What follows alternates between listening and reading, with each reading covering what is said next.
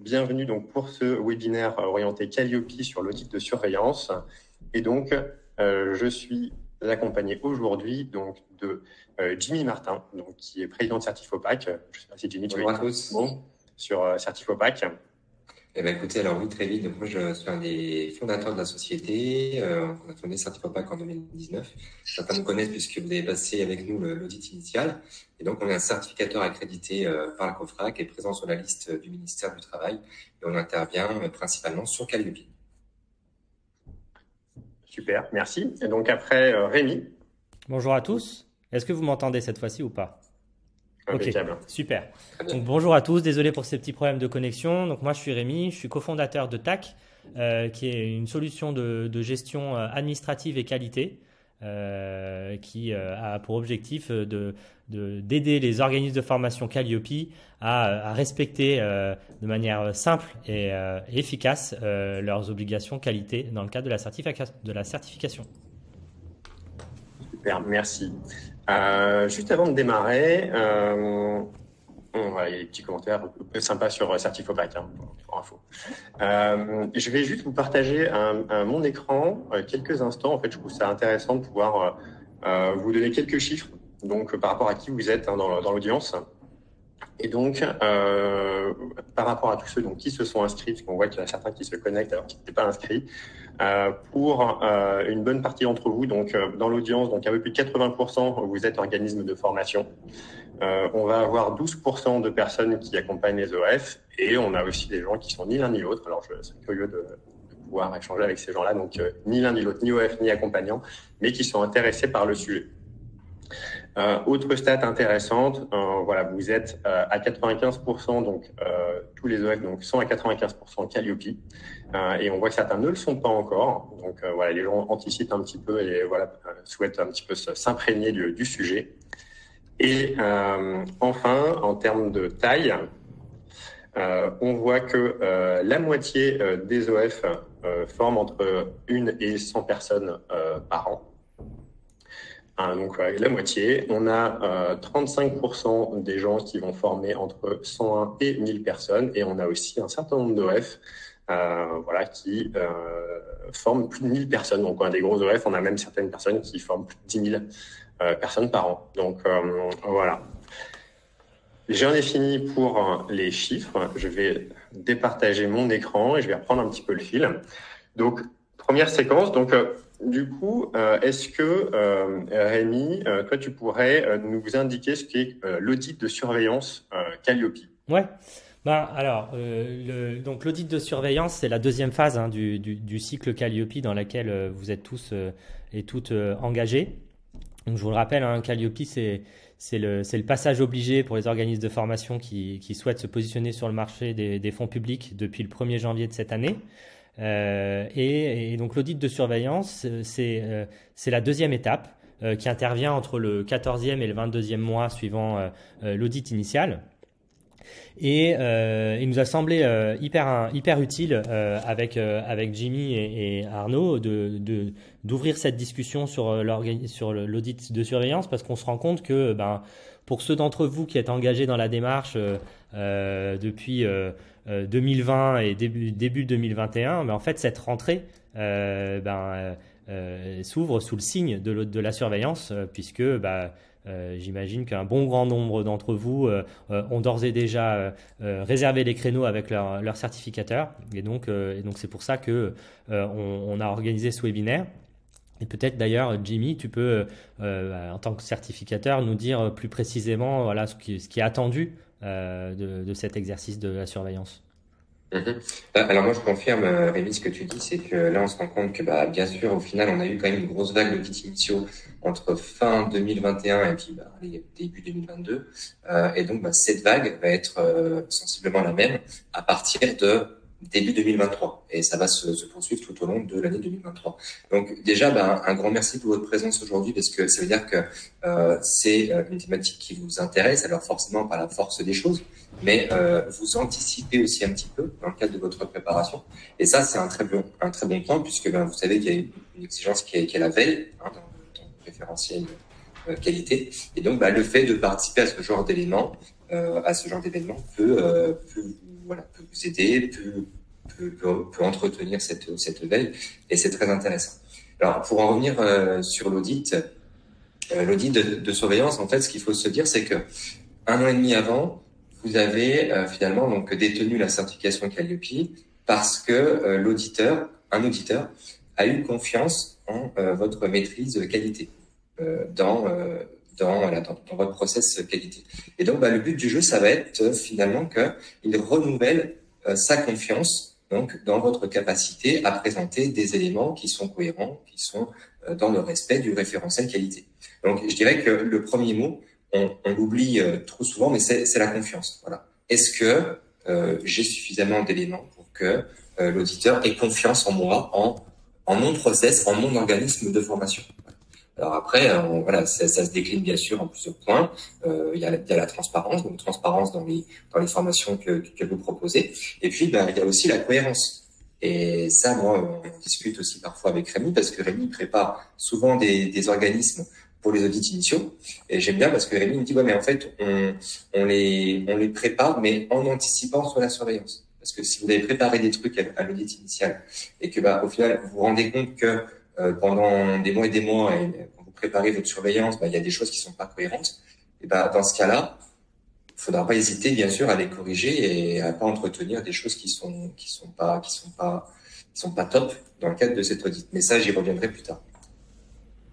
Ouais, ça... Est-ce que tu veux, Rémi, que je présente par rapport aux modalités ou pas? Ouais, non. Là-dessus. Effectivement, parler des modalités, je voudrais juste rebondir sur ce que tu disais sur effectivement le lien entre l'initial et la surveillance.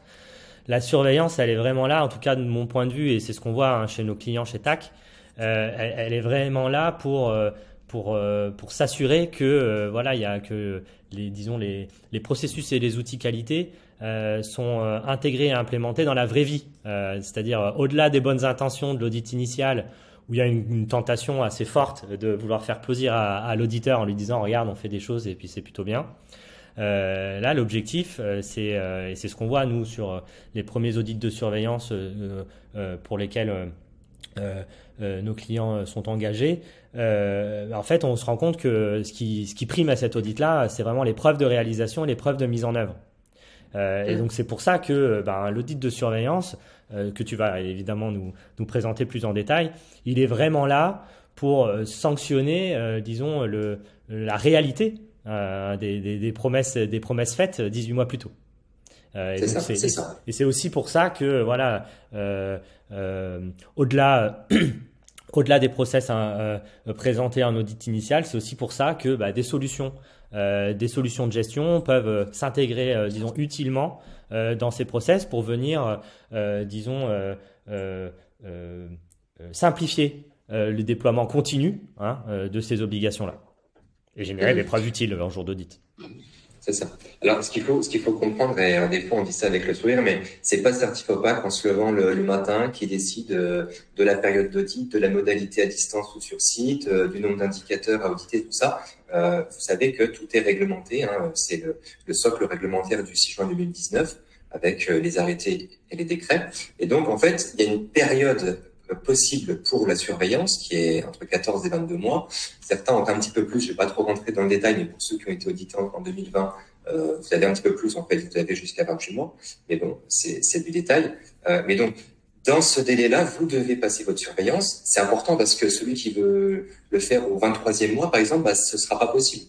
On peut, nous, alors c'est encore jamais arrivé, mais on peut en théorie procéder à un retrait de certification puisque la surveillance n'a pas été réalisée dans la période réglementaire. Donc ça, c'est un premier point. La période réglementaire, comment ça se passe? On avait une question dans les commentaires. Alors ça, après, chaque certificateur fait un petit peu comme il l'entend.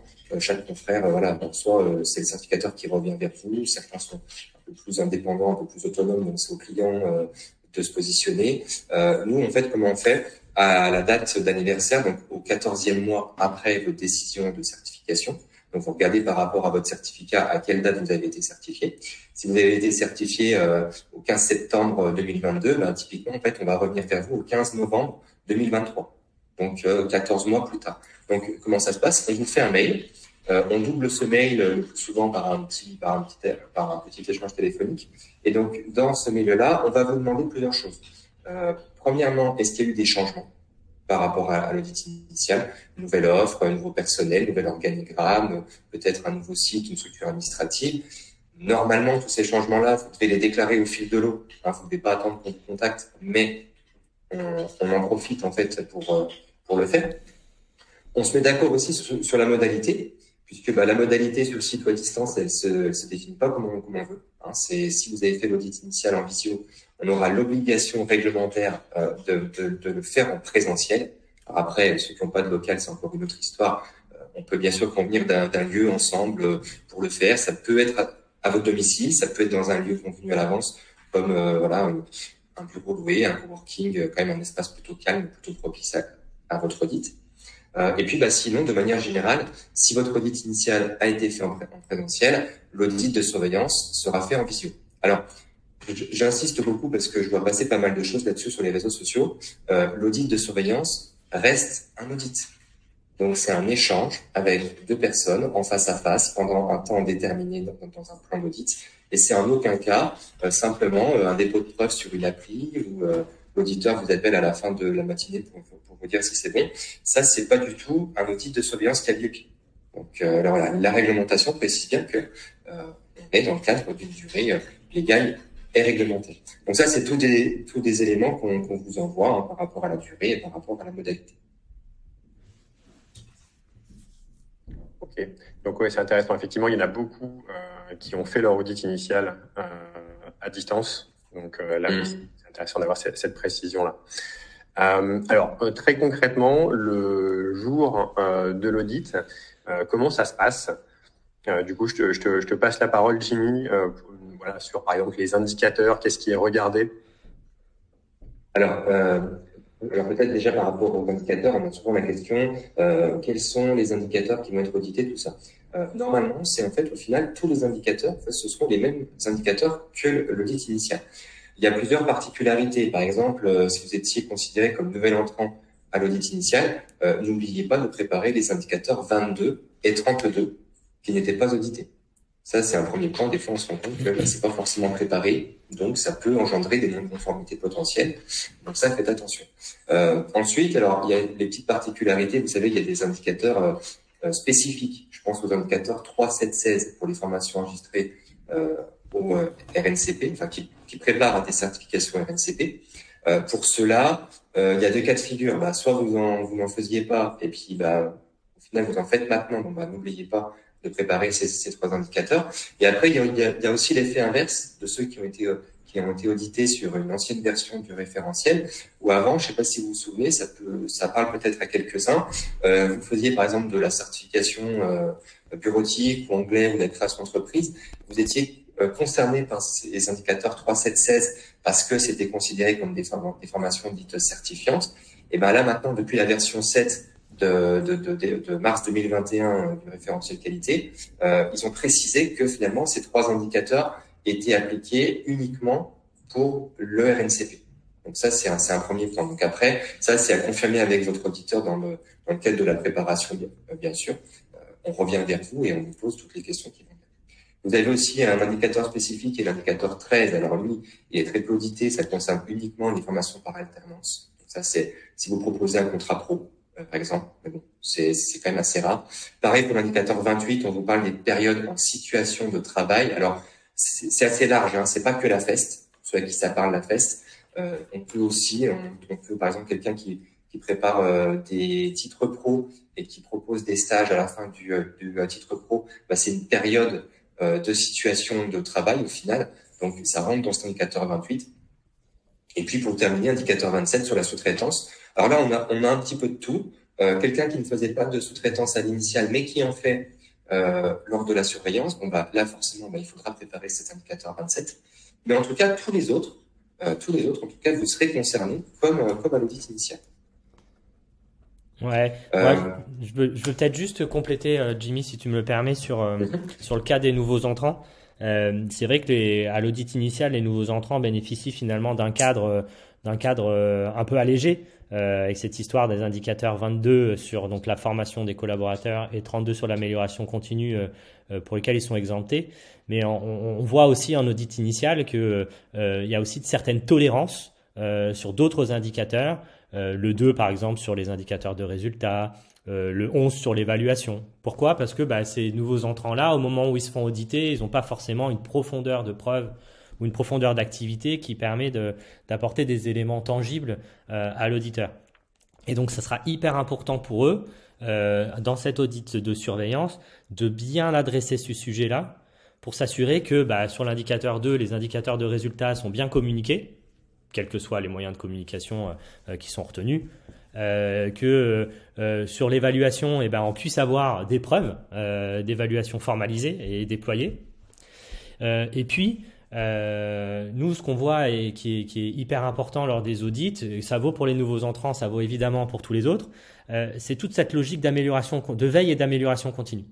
Voilà, on sait que il y a les 3 indicateurs de veille, il y a l'indicateur sur le handicap, le 26, et puis il y a tous les indicateurs du critère 7 autour de la qualité qui nécessitent ou qui exigent plutôt que les organismes de formation puissent formaliser un certain nombre de choses pour apporter des preuves. Et voilà, c'est pas toujours le plus simple, notamment pour l'éveil. Mais ce qui est certain, c'est que si on n'a pas de preuves, l'auditeur peut pas apprécier la qualité du dispositif. Et ce qui nous intéresse là, c'est la qualité de la mise en œuvre du dispositif, plus que la qualité du dispositif dans l'absolu, quoi. Donc c'est vraiment des choses qui sont hyper importantes à préparer. Voilà, et en fait, souvent, on nous pose les questions, Rémi, toi, dans le cadre de tes préparations et nous, dans le cadre de l'élaboration du plan d'audit, on nous pose souvent la question, l'échantillonnage de preuves, comment ça se passe, quelles sont les preuves que je dois collecter, ci et ça. Alors, c'est un enjeu majeur parce que forcément, ça fait un an et demi que vous êtes certifié entre l'initial et la surveillance. Et donc, en théorie, ce qu'il faut savoir, c'est que normalement, si je reprends l'exemple de tout à l'heure, certifié en septembre 2022, à partir de novembre 2023, je peux faire ma surveillance. Allez, si je fais mon audit en décembre, en théorie, je peux collecter des preuves, je peux vous demander des preuves sur des dossiers de formation qui datent de novembre 2022, depuis la date à laquelle vous avez été certifié, parce que oui, forcément, vous êtes jugé conforme sur le référentiel. Alors après, voilà, ça c'est la théorie. Donc, on peut aller jusque la date de la décision de certification. Ça, c'est si vraiment il y a une absence de richesse documentaire, de richesse d'éléments de preuve. Par exemple, je vous dis n'importe quoi, vous avez fait une grosse activité sur fin 2022, puis après, c'est très très calme pendant plusieurs mois jusqu'à votre audit de surveillance pour X raisons. Peut-être parce que vous avez mis en veille votre activité de formation. Et dans ce cas-là, on n'aura pas le choix que d'aller plus en amont dans la recherche de preuves. Maintenant, de manière générale, on va plutôt rechercher des choses qui sont actuelles, des dossiers de formation qui sont assez récents. On va chercher aussi de la nouveauté, par exemple des formations que vous n'avez pas commercialisées à l'audit initial. Si vous le faites maintenant en surveillance, ça peut être sur ces formations-là qu'on peut orienter l'audit, en sachant que tout ça, et ça c'est très important, vous l'aurez compris, tout ça doit se faire dans un environnement contraint par le temps. Vous avez peut-être à 80% été audité sur une journée d'audit initial, et on sera sur une demi-journée d'audit de surveillance. C'est assez sport, je vous cache pas. C'est faisable, c'est faisable, mais c'est quand même sport. Et en fait, la bonne tenue de l'audit de surveillance, c'est vraiment en fait, il y a 2 acteurs. Donc il faut un bon auditeur qui soit bien préparé sur votre dossier, qui ait compris en amont votre offre et ce que vous proposez, mais aussi bien sûr une bonne préparation de votre côté. Si vous perdez ne serait-ce que 3-4 minutes à chaque indicateur pour aller chercher la preuve sur votre PC, ça risque d'être compliqué, vous allez stresser, vous allez impatienter l'auditeur, et puis vous allez peut-être pas être dans les délais. Donc au lieu de terminer dans les délais, alors normalement on doit terminer dans les délais, mais voilà, ça peut vite être compliqué. Et du coup, ça milite justement pour plutôt que d'être dans une logique de préparation des audits tous les 18 mois, d'être plutôt dans une logique effectivement de démarche qualité. Pour vous assurer au fil de l'eau en fait que vos dossiers sont complets, parce que si dans le cadre de la préparation en cours vous vous rendez compte que vous avez des dossiers de formation qui pour une raison X ou Y ne sont pas complets et qui datent de 14 ou 16 mois, ce sera compliqué sur certains aspects, d'aller récupérer ce dossier-là. Et donc, ça peut fragiliser la question du contrôle dans le cadre de l'échantillonnage. D'ailleurs, peut-être... donc là, on divise par deux en gros. Moi, j'ai mon audit et il dure une journée. Il faut s'attendre à une demi-journée d'audit de surveillance. Derrière, si jamais, admettons, je forme 100 personnes par an, l'échantillon, combien de dossiers peuvent être regardés à peu près? Alors, combien de dossiers? Très sincèrement, il y a une bonne vingtaine d'indicateurs audités en, 3h30. Alors, j'enlève la pause pipi, j'enlève le temps de connexion et le bug parce que j'arrive pas à charger de tel document. Après, voilà, en fait, il faut rester cohérent. En moyenne, on est plutôt sur deux dossiers. Ça peut être un si, en fonction du volume d'activité ou de la thématique de formation de l'organisme. Si vous avez qu'une seule thématique, on va peut-être s'axer sur un seul dossier. Voilà. Après, c'est aussi en lien avec la conduite d'audit. Je vais vous donner un exemple. Si par exemple, j'arrive à l'indicateur 4 et que sur un dossier, il n'y a pas d'élément de preuve pour l'analyse du besoin, je vais peut-être pas rester forcément que sur ce dossier. Je vais aller voir un autre dossier pour voir si c'est une absence ponctuelle ou une absence répétée d'éléments. Et donc, ça va aussi, moi, m'aider en tant qu'auditeur à statuer sur une non-conformité qui serait, alors là, pourquoi elle serait forcément majeure? Parce qu'on peut pas avoir une mineure sur l'indicateur 4, mais sur certains indicateurs, on pourrait ponctuer la non-conformité. Donc, l'échantillonnage, voilà, se fait aussi un petit peu comme ça au fil de l'eau, en fonction de la recherche de preuves, de la recherche de conformité. Voilà, parce qu'on n'est pas là pour chercher la non-conformité, mais bien la conformité. D'ailleurs, je me permets juste de préciser sur cette question de la durée parce que c'est vrai que on parle de la demi-journée d'audit de surveillance, mais évidemment, la demi-journée d'audit de surveillance, elle se situe pour la majeure partie des organismes de formation qui sont dans la tranche de chiffre d'affaires inférieur à 750 000 euros. Évidemment, pour ceux qui sont au-dessus ou qui ont un périmètre de certification qui est plus large que les actions de formation, l'audit sera plus long et plus l'audit est, plus on a de temps. J'imagine, tu me confirmeras, Jimmy, mais plus l'auditeur a de temps pour auditer les dossiers, et puis il va auditer le dossier. C'est ça. En fait, voilà, c'est ça. C'est forcément. Alors après, ça, faut se référer aussi à son planning d'audit, puisque en fonction du plan d'audit que l'on vous propose, vous savez tout de suite si on a un quart d'heure sur l'indicateur ou si on en a plutôt une demi-heure ou trois quarts d'heure. Et ça peut être important. Mais moi, je rejoins Rémi, en fait. C'est pas tant, moi, je recherche pas un indicateur quantitatif de preuves. Je recherche pas 5 éléments de preuve par indicateur. Moi, c'est pas ça qui m'intéresse. Je recherche vraiment, voilà, la qualité et le respect de ce qui a été énoncé, voilà, et la cohérence de l'ensemble. Exactement. On a eu quelques questions et surtout pour les gros OF qui sont là, au sujet de la sous-traitance. Des formations et donc est-ce que les formations qui sont faites en sous-traitance, voilà, comment ça se passe en termes justement au niveau de l'échantillonnage? Je suis sous-traitant Calliope, voilà, est-ce que je peux prendre les formations dans l'échantillon? Est-ce que si je sous-traite, voilà, comment ça se passe? Alors, sur cette question, c'est une question qui est très importante et qui est très pertinente. Alors, moi, j'ai un avis sur le sujet qui n'engage que moi. En fait, je vais vous orienter sur un document qui s'appelle la foire aux questions du ministère, qui est d'ailleurs accessible sur notre site web, sur l'espace documentaire. Cette foire aux questions, alors, c'est un peu dommage parce qu'elle n'a pas été actualisée depuis maintenant plus d'un an. Et en fait, la toute dernière question, vous irez voir ce document, à la toute dernière question, c'est justement, c'est ça, c'est je fais de la formation en tant que sous-traitant, ça rentre pas finalement dans le cadre de mes formations en direct auprès d'Opco, tout ça. Est-ce que ces formations seront auditées? Voilà. La réponse de la DGEFP, c'est que tout ce qui est déclaré au BPF, en gros, pour faire simple, tout ce qui est déclaré au BPF, donc formation sous-traitée, ou ça peut être aussi formation en direct, donc un client qui vous paierait en direct et qui passerait pas par un financeur. Et en théorie, en fait, vous êtes censé avoir le même process. Voilà, que ce soit financé ou pas, en gros, ils estiment que ça doit être dans les clous de la certification de Calliope. Bon, je m'attarderai pas trop sur ce point. En fait, je vous dirais juste que il y a la théorie et il y a la pratique.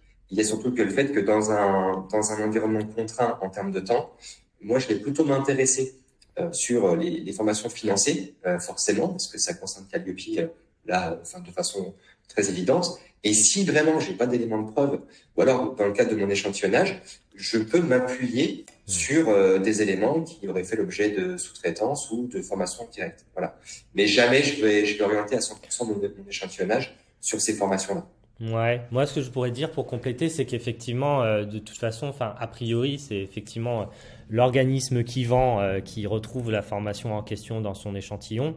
Néanmoins, côté sous-traitant, et si le sous-traitant est certifié Calliope, je pense que ça vaut quand même le coup pour les indicateurs des critères 2 et 3 de s'assurer que les process et les outils qui nous sont demandés d'appliquer par le maître d'œuvre sont quand même conformes à notre démarche Calliope, parce que ce sera des preuves utiles sur comment est-ce que concrètement je construis le parcours, comment est-ce que je positionne les gens, comment est-ce que je les informe, peut-être via l'organisme de formation qui vend, mais bien des éléments dans un cadre d'animation, et sur comment est-ce que j'organise les sessions et que je les évalue. Je pense que ça vaut quand même le coup de s'assurer que tout ça est bien carré, parce que voilà, en cas de complément sur un indicateur, ou tout simplement pour ceux qui sont très souvent sous-traitants, de profondeur d'échantillon, pour être utile de guider l'auditeur vers ces éléments de preuve là, parce que ça donnera de la matière, quoi. C'est ça. Ouais. Faut pas oublier, alors on est bien placé pour le savoir, mais vous êtes formateur, vous le savez, voilà, on est sur des métiers qui sont riches humainement. L'audit, c'est une prestation intellectuelle, enfin dite intellectuelle au sens théorique du terme, au sens littéraire. Et on joue un rôle, on est dans une dimension aussi un petit peu théâtrale. Donc au maximum, vous serez proactif, vous serez acteur de votre audit en proposant déjà un pré-échantillonnage. Et ce sera il y a de grandes chances que l'auditeur s'oriente sur ces éléments que vous montrez, même si bien sûr il peut aussi ne pas tout prendre pour argent comptant et vous demander d'autres éléments dans le cadre de son investigation. Mais en tout cas, voilà, il y a aussi cette posture-là à avoir, et ne pas tout attendre de l'auditeur, parce que si vous attendez qu'il vous pose toutes les questions, forcément que voilà, ça peut aussi être un risque. Donc être proactif. Petite question, j'en ai deux sur les non-conformités. J'ai mon audit initial, j'ai eu une non-conformité mineure, par exemple. Qu'est-ce qui se passe pour l'audit de surveillance? Alors, très bonne question. La réglementation, donc non-conformité mineure, vous pouvez en avoir jusqu'à 4 dans votre dossier et être certifié. Donc à partir de la 5e à l'initiale, ça passe en major, donc il faut les traiter, sinon vous ne serez pas certifié. Donc s'il en reste dans votre dossier, comment ça se passe? Alors, souvent ça se passe bien. Ça veut dire que les chiffres parlent d'eux-mêmes. C'est-à-dire que à l'heure actuelle, on n'a pas procédé de retrait de certification parce qu'il y a eu par exemple des non-conformités mineures qui n'auraient pas été traitées à l'initiale. Mais ce qu'il faut retenir, c'est que si moi j'arrive à l'audit de surveillance et que je me rends compte que l'indicateur 1 faisait l'objet d'une non-conformité mineure parce qu'il y avait une absence ponctuelle d'informations, par exemple des prérequis sur vos formations. Si en auditant cet indicateur 1 en surveillance, je me rends compte que c'est toujours le cas, dans ce cas-là, en fait, de manière automatique, la non-conformité mineure passe en majeur. Ça ne veut pas dire qu'on vous suspend votre certificat, ça ne veut pas dire qu'on vous retire votre certificat, ça veut juste dire qu'on enclenche le même process de traitement des non-conformités qu'à l'audit initial. Donc vous aurez 3 mois pour nous faire une proposition d'action corrective, et surtout, ce qui n'était pas le cas donc là du coup pour la mineure à l'initiale, surtout pour nous montrer la preuve de votre action corrective. Et donc si dans les 3 mois bien sûr c'est traité, c'est parfait, on lève la non-conformité, on rebascule l'indicateur en conforme et on notifie le maintien de votre certification. Et si par contre dans les 3 mois vous n'êtes pas capable de lever la non-conformité, là pour le coup voilà, c'est une suspension plus un retrait dans la foulée si vraiment c'est la cata. Mais ça vraiment les chiffres parlent d'eux-mêmes. On est plutôt aujourd'hui dans une politique de surveillance de maintien. Il y a des non-conformités, ça c'est clair. Il y en a moins qu'à l'audit initial. Après, ça dépend aussi des profils.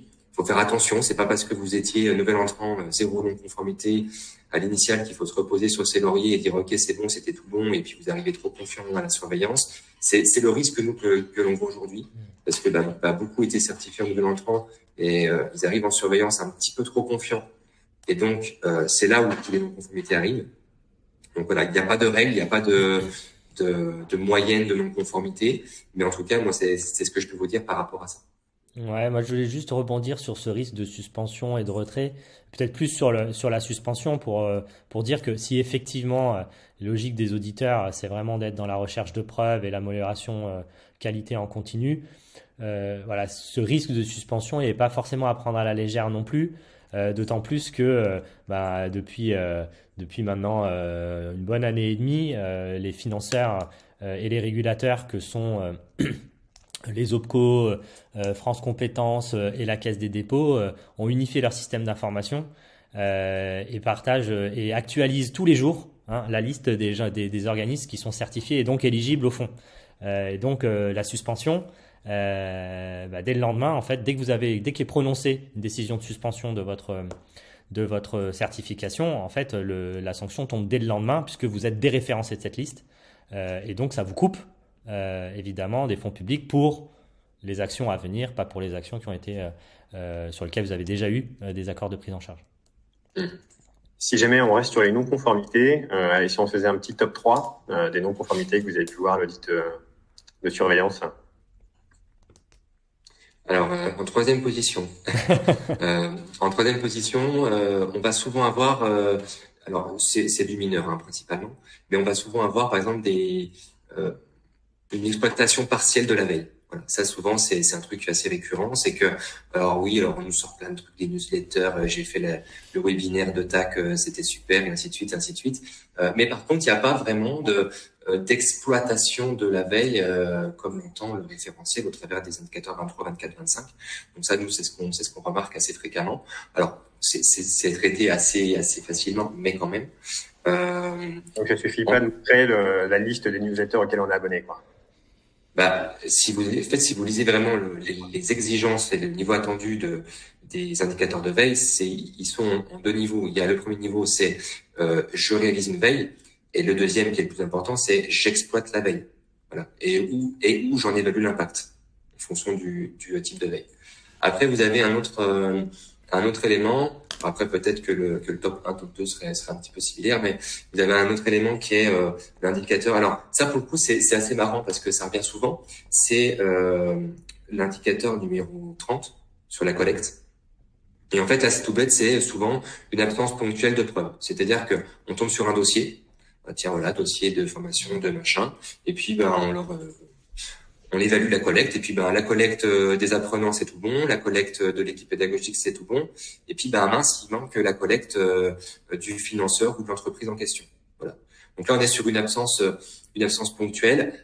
Après c'est soit répété ou non répété, et donc ça engendre une mineure ou une majeure, mais ça c'est quand même assez récurrent. Alors là je lis dans le chat que certains rencontrent aussi des problèmes parce que des fois en fonction du type de formation, si c'est une formation à distance, c'est difficile d'aller collecter les documents.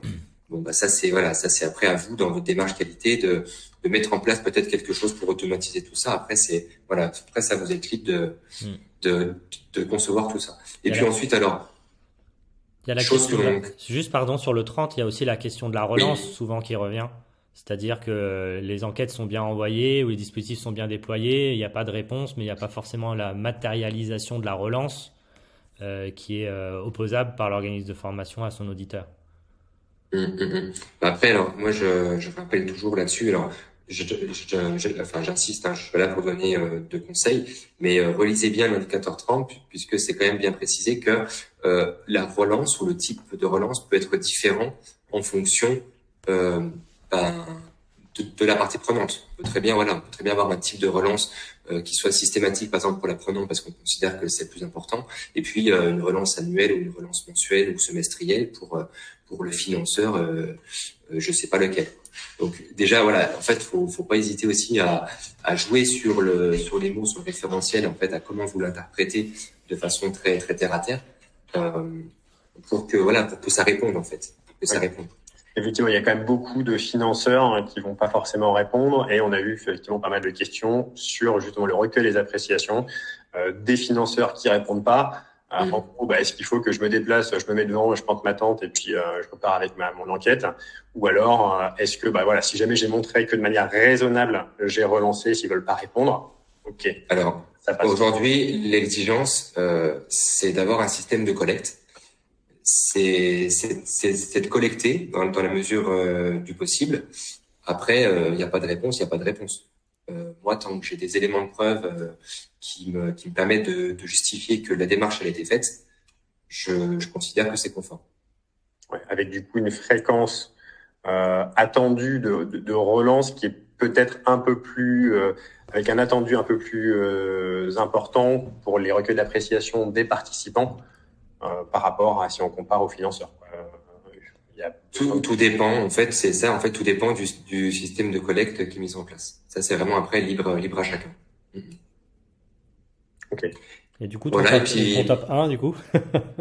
Ouais, alors top 1, ça peut être, c'est tout. Alors, c'est pas forcément une non-conformité, mais ça peut être en fait tout simplement l'usage du logo. Ouais. Le logo Calliope. C'est ce que j'allais dire. Ouais. Alors, je le mets en top 1 parce que, alors, c'est pas, très souvent, vous le faites pas exprès, ça part souvent d'une très bonne intention, parce que vous êtes en plus souvent assez content, assez ravi, assez fier, même à juste titre, d'avoir été certifié. Et donc, vous utilisez le logo Calliope, et peut-être des fois au détriment du bon respect de la charte d'usage. Donc, il y a des règles qui sont assez basiques. Alors normalement, chaque certificateur doit le faire. En fait, on doit communiquer sur le règlement d'usage lorsque l'on vous certifie. Donc, on a fait une petite vidéo aussi là-dessus. Enfin, on pourra vous transmettre un petit peu toutes les infos. Mais en tout cas, ce qu'il faut retenir, c'est que le logo doit être bien utilisé avec la mention de la catégorie d'action sur laquelle vous êtes certifié. Utilisez aussi le bon logo, pas celui parce que voilà, vous devez utiliser le bon logo avec la Marianne bleu blanc rouge et pas le tout premier logo là, le truc qui nous avait sorti il y a maintenant plus d'un an et demi. Donc ça, c'est quand même assez fréquent, c'est assez récurrent. Alors ça engendre pas forcément une non-conformité au sens strict comme le référentiel qualité l'entend, mais on peut pas procéder au maintien de la certification Calliope tant que l'écart sur le logo n'a pas été traité au travers d'un plan d'action et d'une transmission de preuves. Par exemple, une mise à jour de site internet ou une mise à jour de vos supports de communication ou de vos flyers. Ouais, et puis surtout, pensez bien à utiliser le logo là où vous avez le droit de l'utiliser, c'est-à-dire vraiment sur vos moyens de communication en tant qu'organisme de formation, donc votre site web, votre signature mail, la plaquette de votre organisme de formation, que sais-je, mais ne la posez surtout pas sur les formations. Ce qui laisserait croire que vous pensez vous-même que ce sont vos formations qui sont certifiées Calliope, alors que c'est bien votre organisme de formation qui l'est. Ça aussi, alors, a priori, vous avez passé l'audit initial pour un grand nombre d'entre vous, donc la confusion n'existe pas, mais pensez-y parce que c'est vite fait dans les logiques de communication site web de retrouver le logo Calliope apposé à une action de formation ou un bilan de compétences, et en l'occurrence à l'examen des attendus pour l'indicateur 1 sur l'information. C'est quelque chose qui peut titiller un peu l'auditeur, quoi. Donc le logo et puis bien précisé pour quel type d'action. C'est vrai qu'il y a eu beaucoup aussi, il y avait la police LinkedIn à un moment donné, il y avait des gens qui, dès que les gens publiaient comme quoi ils étaient Calliope, il y en avait plein qui sautaient sur les commentaires. Ouais, non, mais c'est pour ça, non mais ça, tout à fait, Arnaud, moi je te rejoins, on est sur un marché, protégez-vous, protégeons-nous. Et voilà, on est sur un marché où tout le monde est surveillé par tout le monde. Donc, il y a un règlement, autant qu'il soit respecté. Ouais. Et surtout, vous avez le droit aussi de ne pas être sûr. Donc, posez vos questions. Ouais, posez vos questions. Tournez-vous vers Rémi s'il y a besoin. Faites-nous un mail pour ceux qui sont certifiés chez nous en cas de questions et on vous répondra avec grand plaisir. Mais surtout, en plus, pour répondre à une question de Valérie dans le chat, là, l'utilisation du logo n'est pas obligatoire. Exactement, en plus c'est ça, oui. Et puis alors entre nous, le consommateur lambda, Calliope, il sait pas ce que c'est en fait, il ne connaît pas. Il fait confiance au marché de la formation continue, mais moi je vois rarement dans la rue des personnes qui savent ce que c'est que Calliope, voilà, sauf ceux qui sont là aujourd'hui, voilà, vous savez tous ce que c'est, mais le grand public au final c'est encore pas très très connu.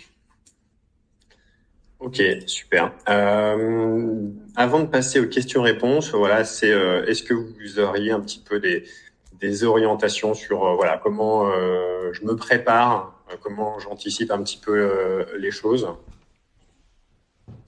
Alors, ça peut être tout bête en fait comme truc et astuce, mais la première chose à faire, c'est déjà de vérifier que il n'y a pas eu de changement de version du guide de lecture entre mon audit initial et mon audit de surveillance. Alors, il y en a peu, il y en a quelques-uns qui ont été audités en version 5 ou 6 en 2020 notamment, ou tout début 2021. Il n'y a pas en plus de très très grands changements entre la V6 et la V7. On est plutôt sur des ajouts, des exemples de preuves, tout ça, donc c'est pas très important. Par contre, ça fait écho à un commentaire qu'on a eu dans le chat sur une possible V8 du référentiel. Nous, là-dessus, on a commencé à créer un article également. La V8, alors nous, de ce qu'on sait, c'est dans les tuyaux. De là à dire à ce qu'il y aura de nouveaux indicateurs, personnellement, je pense pas. Enfin, du moins, j'espère pas, parce que ça engendre quand même des choses qui sont assez lourdes, à la fois auprès des certificateurs, parce que nous, on doit refaire tout un process pour évaluer, parce que si typiquement ça rentre pas dans votre période d'évaluation, ben, on doit vous faire un mail pour communiquer sur les nouveautés et de vous indiquer jusqu'à quel délai vous pouvez mettre en place tout ça. Donc, je pense pas qu'il y aura de grandes nouveautés. Peut-être des corrections ou des ajouts ou des compléments d'information. Vous avez évoqué tout à l'heure l'indicateur 30 sur la collecte des financeurs qui était compliqué. Eh ben, peut-être qu'ils vont ajouter un petit paragraphe, un petit pavé, nota, si le financeur ne répond pas, c'est pas grave. Voilà. C'est peut-être plutôt sur certains commentaires comme ça qui seront ajoutés, qui feront aussi pas de mal dans le cadre de la compréhension et de la clarté sur le référentiel. En tout cas, aujourd'hui, on est en version 7. On est en version 7 toujours. Et de toute façon, le certificateur communique systématiquement dans le cadre d'une publication d'une nouvelle version. Ça, je dirais, c'est la première chose. Après, la deuxième chose, par rapport aux bonnes pratiques, c'est un petit peu ce que j'ai dit tout à l'heure, c'est ne vous dites pas j'ai eu 0 écart à l'initial, donc j'en aurai forcément 0 en surveillance. Et ne partez pas sur le principe que non-conformité veut dire tout de suite catastrophe, et ci et ça. Non, une non-conformité, moi c'est ce que je dis souvent, c'est un élément de preuve pour mon indicateur 32 à l'audit suivant. Pourquoi? Parce que ça veut dire que je rentre dans une démarche d'amélioration, je vais proposer une action corrective face à cette non-conformité, et donc le tout va faire en sorte que je vais m'améliorer. Et donc je vais prouver que je suis dans une démarche d'amélioration qui est soit en lien avec une difficulté rencontrée, indicateur 30, collecte, soit en lien avec une réclamation, terme un petit peu plus fort, ou soit en lien avec une idée, un axe d'amélioration potentielle au sein de votre organisme. Voilà. Et puis après, en fait, c'est du bon sens. C'est du bon sens. On n'est pas à l'école, c'est pas un examen, c'est pas le baccalauréat, c'est rien de tout ça. C'est du bon sens, c'est un échange. Et j'ai insisté là-dessus. C'est pas un dépôt de preuve sur une appli, c'est un échange, l'audit de surveillance. Et c'est aussi le moment de reposer les choses avec l'auditeur, de faire aussi un petit peu la rétrospective depuis un an et demi, parce qu'en un an et demi, il s'en passe aussi des choses. Et voilà, c'est aussi le moment de consolider vos points forts et de travailler, d'améliorer vos points entre guillemets faibles, même si il n'y en aurait peut-être pas forcément. Juste pour compléter, parce que Jimmy est évidemment tenu à un devoir de réserve sur tout ce qui est un peu truc et astuces, comme les certificateurs. Moi, je le suis un peu moins. Donc, juste quelques éléments que nous, on conseille évidemment à nos clients, ceux qui utilisent notre outil pour gérer leur conformité au fil de l'eau à Calliope. La première, ça peut paraître tout bête, mais c'est de bien préparer la liste de toutes les formations et de toutes les prestations, donc sessions de formation qui ont été réalisées dans les 18 mois. Comme ça permet juste de bien cadrer le périmètre d'audit en ouverture le jour de la surveillance. 2, c'est de bien vérifier que les dossiers sont bien structurés tels que vous aviez dit qu'ils le seraient à l'audit initial et qu'on a bien les éléments de preuve qu'ils le sont. Que si effectivement il y a certains dossiers comme le disait Jimmy qui pour une raison ponctuelle sont pas complets, ayez bien ces éléments-là en tête de façon à rebondir si l'auditeur vous demande d'ouvrir ce dossier dont vous savez qu'il n'est pas complet, pour rebondir de manière proactive en lui disant oui là c'est pas complet, mais regardez, je peux vous en montrer 2, 3, 4, 5, 6 autres qui le sont, pour minimiser ce caractère ponctuel et éviter la non-conformité.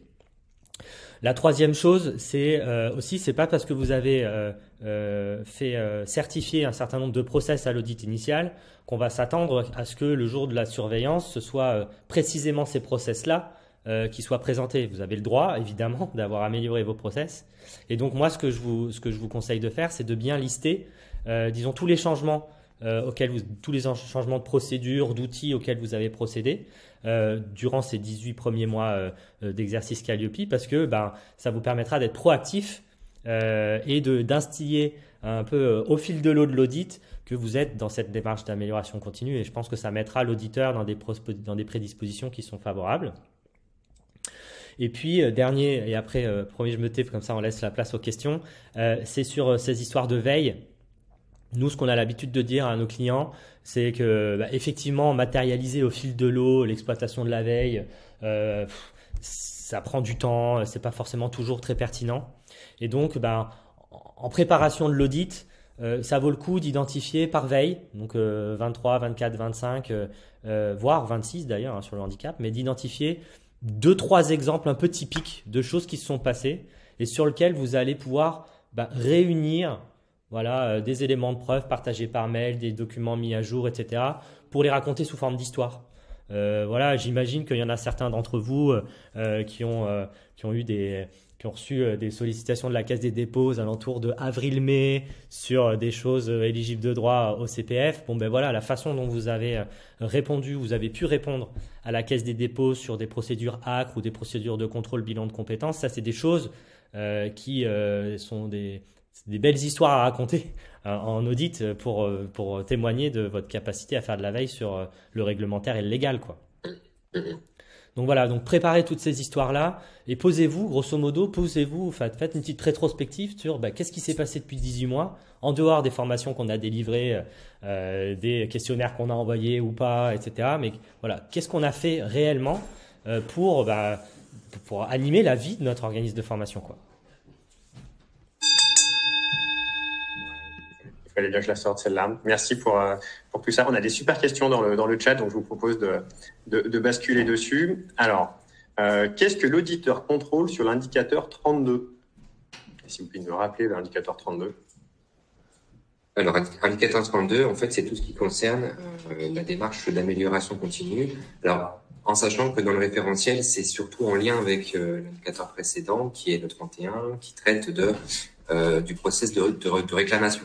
Donc typiquement, pour prendre un exemple, il y a une réclamation parce que la formation elle est trop courte ou elle n'est pas bien, ou le formateur il est nul, ou il faisait froid dans la salle. Et c'est de se dire comment vous avez traité ça. Alors déjà, est-ce que vous l'avez tracé ou pas, parce que des fois en fonction de la chose, c'est peut-être pas forcément tracé, et ce qui serait peut-être pertinent ou pas, ça ce sera à vous de voir. Mais en tout cas, en fait, c'est de se dire indicateur 32, c'est tous les éléments, tous les exemples de preuves qui vous permettent de démontrer que vous êtes passé d'un point A à un point B et il y a eu une amélioration. Voilà. Et après, libre à vous de donner un exemple. Ça peut être un exemple lié au matériel pédagogique, au support pédagogique, aux moyens humains en lien avec la prestation, aux locaux, à tout plein de choses en fait. Même à votre organisation en tant que centre de formation, à vos process. Donc c'est très très large. C'est très très large. Je réalise encore pas mal d'audits et je vois souvent en fait, au final, que cet indicateur 32 pousse beaucoup d'organismes à suivre. Alors, certains l'appellent un tableau qualité, un tableau d'action collective ou ce genre de choses. En fait, à suivre toutes les actions qui sont en cours ou qui sont terminées au sein de l'organisme. Et ça leur permet, de savoir où ils en sont et puis, comment ils ont pu répondre à une difficulté potentielle. Ça peut être un élément de preuve, mais toujours pareil. Tous les centres de formation pratiquent pas forcément la même chose, les tailles sont différentes, les activités sont différentes, donc les éléments de preuve sont différents. Donc il n'y a pas de règle. Moi, je vous oriente vraiment aux exemples de preuves qui sont écrites dans le référentiel. Ça vous aidera pour préparer ça. Ok. Autre question, notre auditrice nous a parlé de relancer pour les justifications d'absence des participants non présents. Et de proposer un rattrapage systématique, c'est complexe en cas d'intra-entreprise. Donc voilà, que faire en gros par rapport aux absences des participants? Est-ce qu'il faut forcément proposer un rattrapage? Bah, déjà, l'auditeur ne propose pas. Non. L'auditeur constate et constate surtout de la conformité ou de la non-conformité et surtout il établit sur la base de faits une non-conformité. Donc après, n'écoutez pas un auditeur qui propose. Je sais pas. Alors après, faudrait savoir si l'indicateur a été conforme ou pas à l'initial. S'il était conforme, bah, autant rester sur ce que vous faisiez et puis c'est tout, quoi. Ouais. Mais en tout cas, voilà, en fait, restez. Si vous avez le moindre doute, moi c'est souvent ce que je dis, mais restez sur le référentiel, sur ce qui est écrit dans le référentiel, sur le niveau attendu. On vous parle de relance, voilà. Et maintenant, bah, mettez en place la relance qui vous semble à vous la plus pertinente et pas à l'auditeur. Ouais, et puis d'une manière plus générale, gardez bien en tête qu'en tant qu'organisme de formation, vous avez une obligation de moyens, vous n'avez pas une obligation de résultat. Et que bah, c'est précisément cette obligation de moyens-là que Calliope vise à couvrir. Et donc, un indicateur 12 sur la maximisation de l'engagement des participants, si effectivement, dans un contexte B2B, pour reprendre, et sans vouloir rentrer dans un cas très spécifique, mais sur un contexte de formation en intra-entreprise où les gens ne se seraient pas pointés le jour de la session de formation, bah voilà, matérialiser une remontée d'informations au client, par exemple, en lui disant voilà, telle personne ne s'est pas présentée ou était en retard, etc. Bah, ça commence ce sont des arguments en tout cas que vous pouvez avancer pour me prouver que vous avez satisfait cette obligation de moyens-là. Et évidemment, si les gens ne sont pas venus et que la formation c'était une formation d'une journée en présentiel, et on sait très bien qu'ils ne reviendront pas, et personne, et surtout pas Calliope, peut vous imposer d'organiser un rattrapage ou une nouvelle session. Éventuellement, si vous faites de la certification professionnelle au RNCP, on pourrait vous demander quelles sont les modalités de rattrapage que vous avez prévues. Mais encore, je ne suis pas certain que Calliope s'y intéresse vraiment beaucoup, surtout France Compétences qui le fera en cas de contrôle. Donc pour le reste, je pense qu'il faut simplement juste montrer et formaliser ce que vous faites, à mon avis, dans la vraie vie. C'est-à-dire, encore une fois, vous appelez votre client, vous lui envoyez un mail plutôt, parce que si vous l'appelez, c'est pas une preuve pour Calliope, mais vous lui envoyez un mail en lui disant, voilà, Rémi Rousseau devait être là ce matin et il n'est pas venu, est-ce que tu sais pourquoi? Et puis, vous avez fait votre job. Ok, super, très très clair. Autre question, j'ai un audit de surveillance et le planning envoyé est le même que la durée initiale. Donc voilà, la même durée. Est-ce normal? Ouais, j'avais un audit d'une journée. Faudrait regarder, Alors, tout dépend du chiffre d'affaires et des catégories. Hein. Alors, de toute façon, le chiffre d'affaires, ce qu'il faut savoir, c'est que même si, par exemple, vous étiez en première tranche à l'initiale et que vous faites maintenant 2 millions, faut savoir que on ne modifie pas la durée de la surveillance s'il y a un nouveau chiffre d'affaires. C'est le chiffre d'affaires de la date de la contractualisation qui prime pour toute la durée du cycle. Donc, le chiffre d'affaires, je pense pas. Ça peut être peut-être, je sais pas, est-ce que vous avez fait, par exemple, une extension, vous étiez certifié, enfin, vous avez été audité en formation continue à l'initiale, vous avez fait ensuite une demande d'extension sur CFA, ça pourrait justifier que l'audit de surveillance dure une journée. Voilà. Après, si vous avez un doute, n'hésitez pas à contacter votre certificateur ou directement votre auditeur si vous avez déjà un contact, parce que normalement, quand même, l'audit de surveillance dure généralement moins longtemps que l'initial. Hop, je remets mon micro. Autre question hyper intéressante. Alors, c'est vrai que contexte un peu Covid, fin de Covid, du coup, il y a beaucoup de formations qui sont passées à distance et beaucoup ont du mal à récupérer des documents de preuve pour tout ce qui est formation à distance. Alors, j'imagine que ça doit être par rapport à tout ce qui est émargement, contrat, etc. Voilà, qu'est-ce que vous pourriez donner comme conseil dans ce cadre-là? Après, c'est toujours compliqué. Je sais pas, Rémi. Ouais, non, c'est une question qui est pas facile et sur laquelle il n'y a pas de réponse définitive parce que voilà, on reste le marché ou en tout cas les règles. Voilà. Ce qui est certain, c'est que les obligations demeurent. Ce qui est certain, c'est que les obligations demeurent. Ce qui est certain, c'est que je remets une pièce dans la machine de l'obligation de moyens, c'est qu'il vous appartient de mettre en œuvre un dispositif qui vous permet in fine d'obtenir l'information ou à défaut de relancer un nombre suffisamment de fois pour montrer que vous avez satisfait cette obligation-là. Ensuite, sur les éléments de preuve, si on prend l'émargement par exemple, voilà, ce qu'attend le contrôleur, ce qu'attendrait aussi un auditeur Calliope, mais ce qu'attendrait plutôt un contrôleur.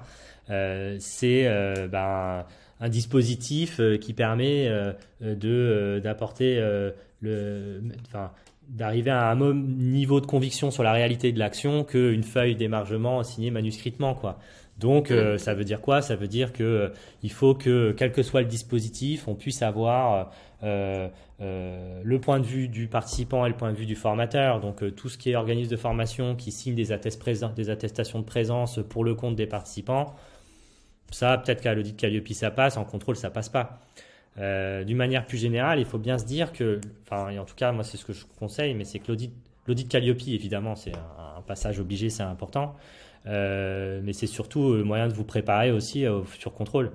Et donc dites-vous que oui, c'est difficile de récupérer l'info, mais que en cas de contrôle, la méthode, c'est pas le document irréfutable attendu, c'est le faisceau d'indices.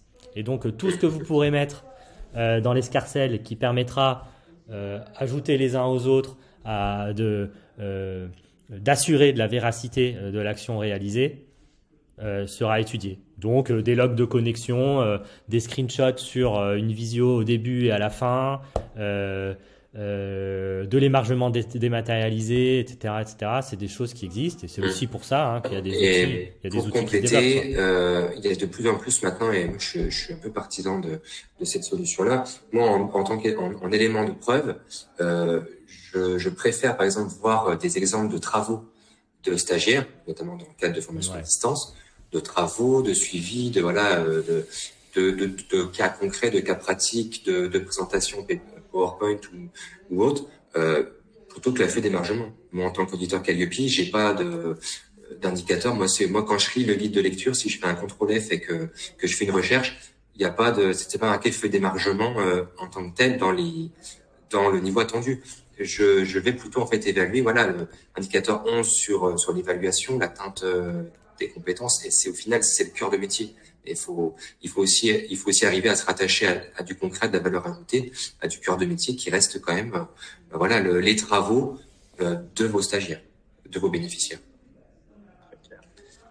J'ai encore 3 questions. Alors une assez précise sur tout ce qui est adéquation formateur. Bonjour, lorsqu'un organisme de formation fait uniquement appel à des formateurs bénévoles experts dans leur corps de métier, sur quels éléments de preuve va se baser l'auditeur pour percevoir l'adéquation entre les ressources humaines et les prestations proposées? Alors je pense que c'est une question qui nécessiterait peut-être un retour par mail, c'est assez pointu. En fait, il y a plusieurs éléments de réponse, c'est-à-dire que être bénévole, ok, on peut être bénévole, mais on peut quand même disposer d'un contrat pour justement pour répondre à des exigences, je pense notamment à l'indicateur 27. Et puis il y a surtout cette partie-là, ok, il est bénévole, mais quel rôle il joue dans la conduite de l'animation ou de la prestation? Parce qu'on peut très bien avoir le cas où il y a un formateur référent, un formateur qui anime sa formation et qui, dans le cadre de sa formation, fait intervenir des experts. Et donc, là, le formateur conserve la main sur son process, il fait intervenir des experts. Après, si vous considérez que ces experts-là n'interfèrent pas dans votre process de formation, si en fait ils sont juste là pour donner de la valeur ajoutée, dans ce cas-là, ils sont un petit peu sous les radars Calliope. Maintenant, si c'est quand même récurrent et si ces experts entre guillemets ou ces formateurs bénévoles interviennent de façon plus régulière, c'est à vous de vous poser la question si c'est pertinent ou pas de les intégrer dans votre organisation. Pensez aussi à l'indicateur 18 sur la coordination de vos intervenants. Bénévoles ne veut pas dire qu'ils sont pas intervenants, quoi. S'ils interviennent quand même, ça veut dire qu'il faut bien, à un moment donné, être capable de les coordonner, de leur présenter aussi votre process, puisque, au même titre qu'un formateur peut-être de longue date, ils peuvent être concernés par plusieurs aspects du référentiel. Ok, nickel. Alors, je vois qu'il est 12h30, du coup, je vais accélérer avec la dernière question, du coup. Je rate mon audit calcul. Alors, vous en avez déjà parlé, ça mange pas d'en reparler. Voilà, je rate mon audit de surveillance. Que se passe-t-il? Après, il y a raté et raté. C'est ce que j'ai dit tout à l'heure. J'ai des non-conformités à la fin de l'audit.